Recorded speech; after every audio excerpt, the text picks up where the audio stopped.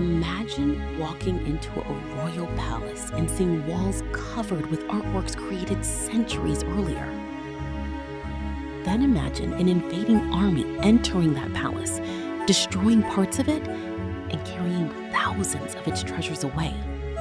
That happened in Benin City in 1897. But what exactly did Britain take? The answer is much bigger than the famous Benin Bronzes. Because among the objects removed from the royal palace were brass plaques, royal figures, commemorative heads, ivory carvings, ceremonial objects, and treasures connected to the spiritual and political life of the Benin Kingdom. Before 1897, Benin was not simply a small settlement waiting to be conquered. The Kingdom of Benin was a major political power in West Africa, centered on the city we now know as Benin City. At its heart stood the royal palace of the Oba, the ruler of the kingdom. The palace was more than a residence. It was a political and spiritual center. Its artworks recorded royal history, important ceremonies, military achievements, and relationships between the kingdom and the wider world. Among the most remarkable were cast brass plaques. Many had originally decorated palace pillars and were produced by specialist guilds working for the royal court. Other objects were connected directly to royal ancestral worship and ceremonies. So when the palace was looted, this was not simply the removal of valuable decorations. Objects connected to the memory, authority, and spiritual traditions of the kingdom were being removed. The events of 1897 did not appear from nowhere. During the 19th century, British influence was expanding across territories surrounding Benin. Trade was becoming increasingly important, and tensions developed over access, authority, and trading conditions. Then came January 1897. A British-led mission traveling toward Benin City was attacked. 7 British delegates and about 230 African carriers were killed, according to the British Museum's account. Britain responded by organizing a large military expedition against the kingdom. The expedition was presented as retaliation, but it also took place within a wider period of British expansion in what would become colonial Nigeria. In February 1897, British forces captured Benin City, and what followed would have consequences far beyond the battlefield. When British forces captured Benin City, the royal palace was burned and partly destroyed. The occupation was devastating. But one of the most important parts of what happened next was the systematic removal of objects from the palace and its compounds. British troops took brass, bronze, ivory, coral, wood, and other works. Among them were objects from royal ancestral shrines. There were commemorative heads of former Obas. There were carved ivory tusks. There were figures, ceremonial objects, and royal regalia. And there were hundreds upon hundreds of brass plaques. These objects were not random decorations. They represented the history and artistic achievements of the Benin court. The destruction of their original setting separated many of the objects from the exact shrines, ceremonies, and royal contexts for which they had been created. The objects that became known collectively as the Benin Bronzes are perhaps the most famous part of this story. But the name can be misleading. Many of the famous palace plaques are actually made from brass rather than bronze. They include elaborate relief sculptures showing royal figures, attendants, warriors, and scenes connected with Benin court life. Some date to the 16th and 17th centuries. Other objects included commemorative heads of former Obas. These heads had important connections to royal ancestral traditions. There were also carved ivory objects and other forms of royal regalia. The craftsmanship was extraordinary. Benin's specialist guilds had developed highly sophisticated casting traditions, including the lost wax technique.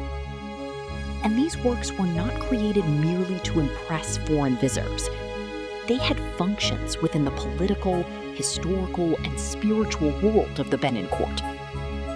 That is why the removal of these objects was so significant. Their value was not simply in the metal or ivory. Their value was in what they represented. So how much was actually taken? There is no single number that captures everything. The British Museum says that more than 900 objects from the historic Kingdom of Benin are now in its own collection.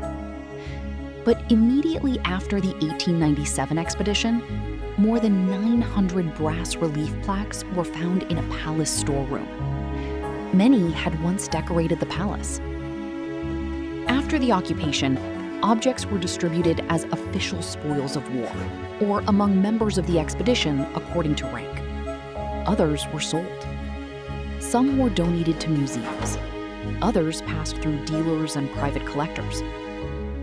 This is one reason the Benin collections became scattered across the world.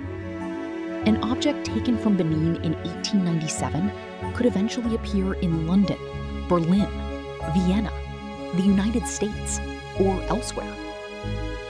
The journey of the objects did not end when they left Benin. Some were taken directly to Britain. Some were sold by members of the expedition. Others entered the international art market. Museums and private collectors acquired them. The British Museum received more than 300 Benin plaques on temporary loan from the British government in 1897. It later successfully secured 203 of those plaques as a donation. Other plaques and objects went elsewhere. The result was a remarkable transformation. Objects that had once belonged to a royal palace in Benin became museum pieces, collector's objects, and internationally traded works of art. Their new locations made them famous, but their original context was left behind. But perhaps the most important question is not simply how many objects were taken. It is what was lost when those objects were removed. A museum can display a brass plaque beautifully, but it cannot completely recreate the palace pillar where that plaque once stood. It can display a commemorative head, but it cannot automatically recreate the ancestral ritual for which that object was created. This is why the story of the Benin objects is also a story about context. The British Museum itself acknowledges that the looting separated objects from the royal shrines and compounds in which they had originally existed. And the debate over ownership and restitution continues, because these are not ordinary antiques. They are pieces of the history of a kingdom and of the people. More than a century later, the Benin objects remain spread across many institutions in its collection. The British Museum has more than 900 objects from the historic Kingdom of Benin in its collection.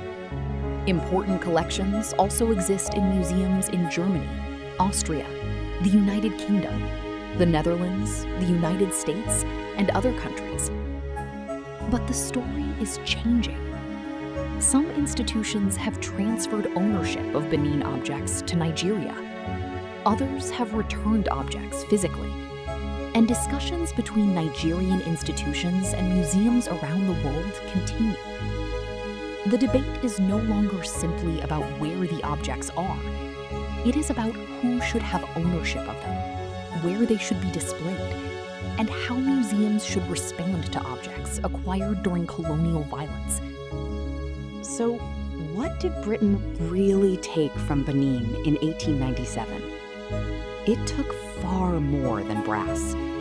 It took objects that carried royal memory. It took artworks that documented history. It took ceremonial objects connected to ancestors and kings.